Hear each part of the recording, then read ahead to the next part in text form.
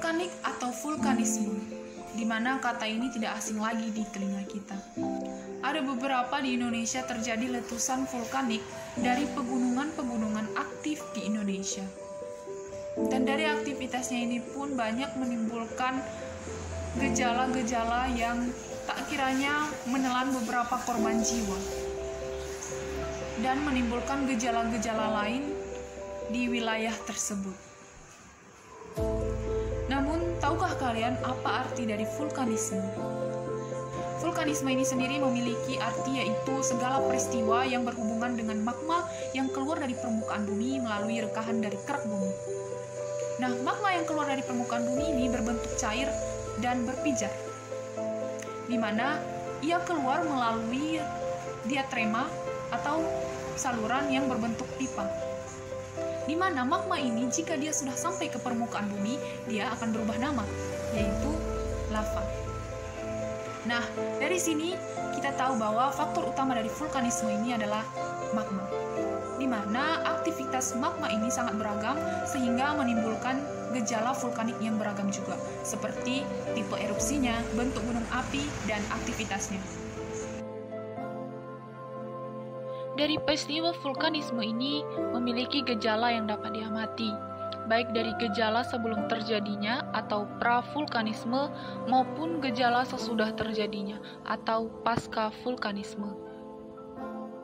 Pada gejala sebelum terjadinya vulkanisme atau pra-vulkanisme, gunung api yang akan meletus akan menimbulkan ciri-ciri yaitu sering terjadi gempa, banyak sumber air mengering, peningkatan temperatur di sekitar kawah, terdengar gemuruh dari dalam gunung, hewan-hewan dari puncak gunung turun ke lereng gunung.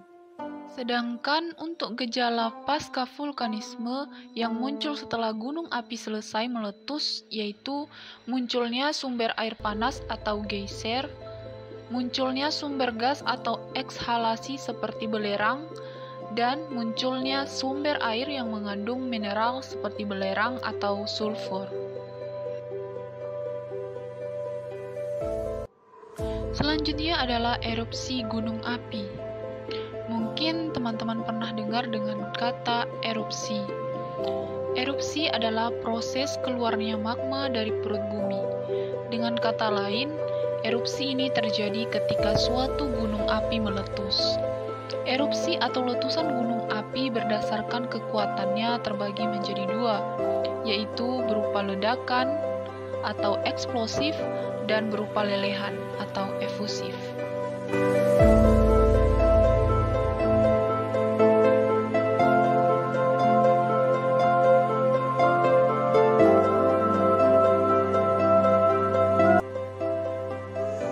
Aktivitas dari gunung api ini memiliki status dan makna, di mana level pertama adalah normal, maknanya tidak terlalu memberikan perubahan atau gejala dari aktivitas magma tersebut. Level kedua, waspada, di mana adanya peningkatan aktivitas seismik dan vulkanik. Sedikit perubahan yang dimunculkannya dari aktivitas magma ini seperti tektonik dan hidrotermal. Level ketiga yaitu siaga, di mana pada aktivitas ini muncul peningkatan intensif dari seismik dan letusan ini akan terjadi dalam kurun 2 minggu. Dan level terakhir adalah level 4, di mana awas, karena pada aktivitas ini akan terjadi letusan dari gunung tersebut. Letusan ini akan terjadi 24 jam.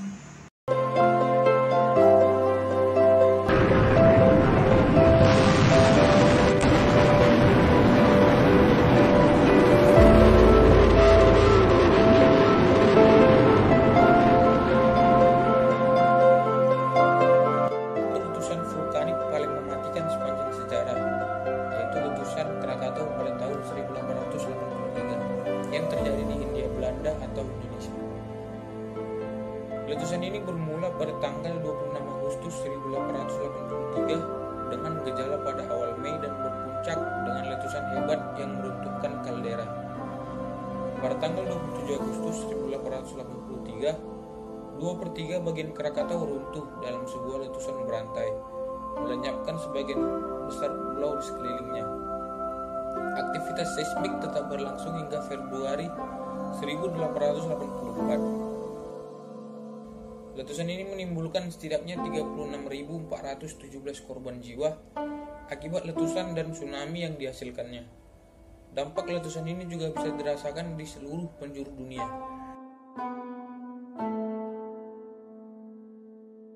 Jauh sebelum 1883, Krakatau juga pernah meletus pada tahun 416 sebelum Masehi. Diikuti beberapa letusan pada abad ke-3, ke-9, ke-10, ke-11, 12, 14, 16, dan 17 yang diikuti dengan tumbuhnya kerucut Rakata dan Dana.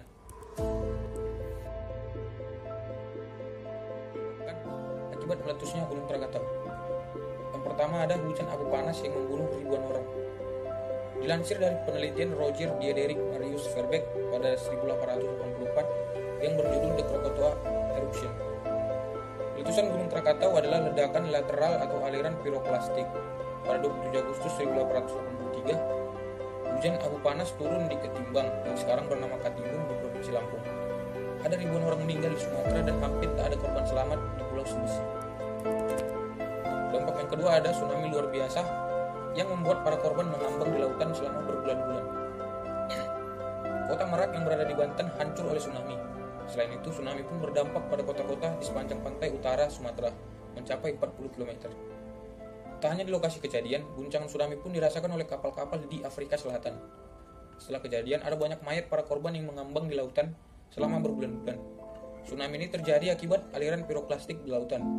Gelombang tsunami yang kecil pun sampai muncul di sebuah selat di Inggris.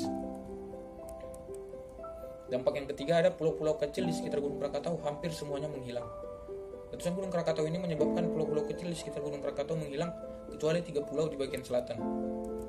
Yang keempat ada perubahan iklim global. Suhu bumi turun hingga 1,2 derajat Celcius. Setelah letusan Gunung Krakatau, suhu rata-rata musim panas di bumi belahan utara turun hingga 1,2 derajat Celcius. Cuaca pun kacau hingga bertahun-tahun. Sementara itu, suhu tak kembali normal hingga 1888. Curah hujan di California Selatan dan Los Angeles pun semakin meningkat. Itu karena letusan Gunung Krakatau menyumbangkan gas sulfur dioksida atau SO2 yang luar biasa tinggi ke lapisan stratosfer. Kemudian senyawa ini disebarkan oleh angin ke seluruh planet dan meningkatkan asam sulfat atau H2SO4. Langit di seluruh dunia jadi gelap selama bertahun-tahun. Letusan Gunung Krakatau pada tahun 1883 membuat langit di seluruh dunia menjadi gelap selama bertahun-tahun akibat abu yang bertebaran di seluruh dunia. Yang keenam ada abu yang ada pun membuat fenomena matahari terbenam yang luar biasa. Kejadian ini pun membuat fenomena matahari terbenam yang terlihat spektakuler di seluruh dunia selama berbulan-bulan. Hal tersebut diabadikan oleh seniman Inggris William Ashcroft yang membuat ribuan sketsa warna matahari terbenam merah di belahan dunia akibat letusan Gunung Krakatau pada tahun-tahun berikutnya.